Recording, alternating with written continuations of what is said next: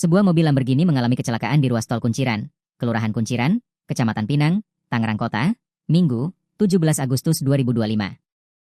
Lamborghini berwarna putih yang kecelakaan itu pun mengalami kerusakan parah di bagian belakang. Mobil tersebut berhenti dalam posisi miring, menghadap pembatas jalan tol.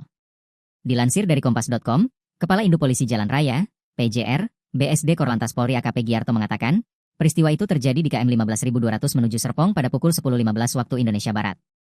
Insiden bermula saat pengemudi Lamborghini berinisial S, 37, melaju dengan kecepatan tinggi dari arah benda menuju Serpong. Setiba di tempat kejadian perkara, TKP, kondisi ruas jalan sedikit menikung. Sedangkan sopir disebut tidak bisa mengendalikan kendaraan. Saat kehilangan kendali, mobil Lamborghini menabrak guardrail di sisi kiri. Pengemudi kemudian membanting setir ke arah kanan hingga akhirnya menabrak pembatas jalan. Atas perbuatannya, S mendapatkan sanksi administrasi berupa kewajiban membayar ganti rugi atas kerusakan fasilitas terhadap pengelola tol.